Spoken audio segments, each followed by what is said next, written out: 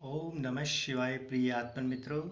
ओम नमः शिवाय। सुबह की राम राम सबको। ओम नमः शिवाय। आज का शुरुआत हम आपको अपने भगवान शिवालय के शिव से, जो अद्भुत भगवान शिव हैं, उनके दर्शन से कराएंगे। आज का हिमालय दर्शन आप ध्यान से देखेंगे। भगवान शिव जी के हमारे ये विशेष हैं। इनका आपको मुखमंडल भी दिखाई देगा, क्लियर दिख रहा होगा सभी को। और शीश पर जटाएं दिखाई दे रही हैं, ये भी आप सब देख रहे होंगे। और पीछे आप नागराज, ये आप देख रहे होंगे।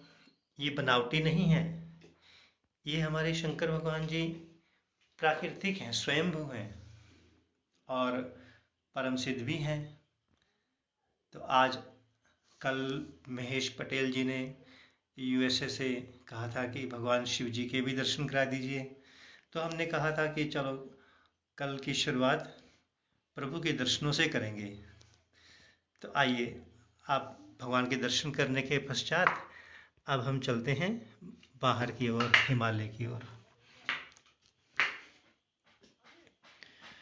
ओम नमः शिवाय।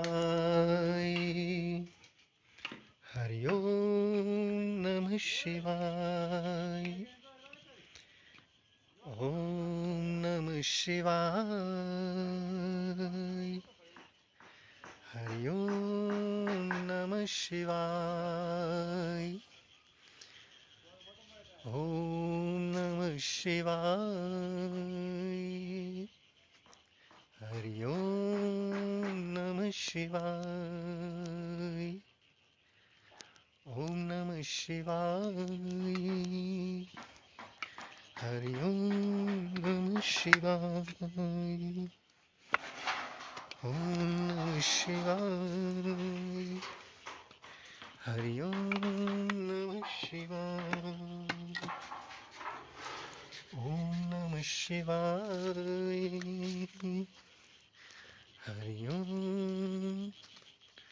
नमः शिवाय।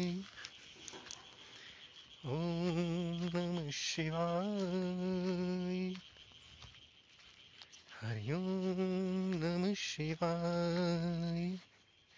हम प्यारे मित्रों थोड़ा पहाड़ी पर चढ़ रहे हैं, आपको थोड़ा सा अच्छा सा दृश्य हिमालय के दर्शन कराएंगे। थोड़ा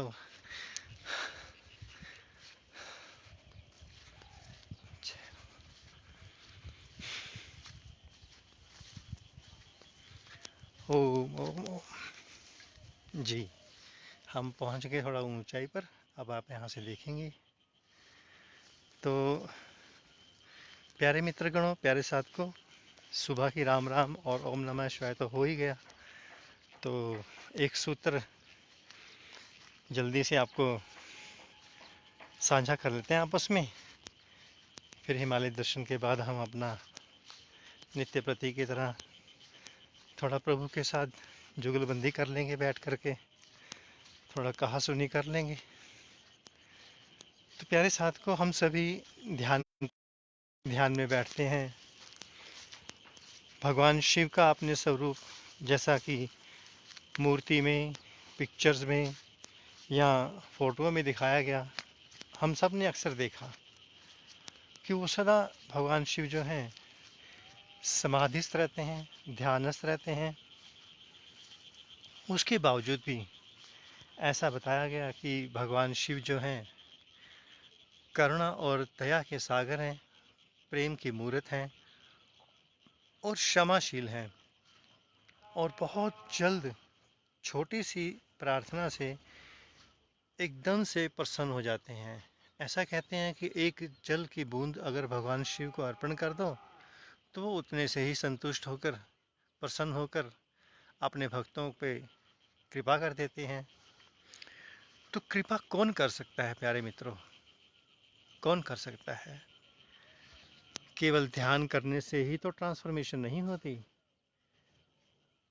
जो जो साधक ध्यान करता है सुबह शाम नित्य प्रति, उसके जीवन में प्रेम का दरिया भी बहना चाहिए।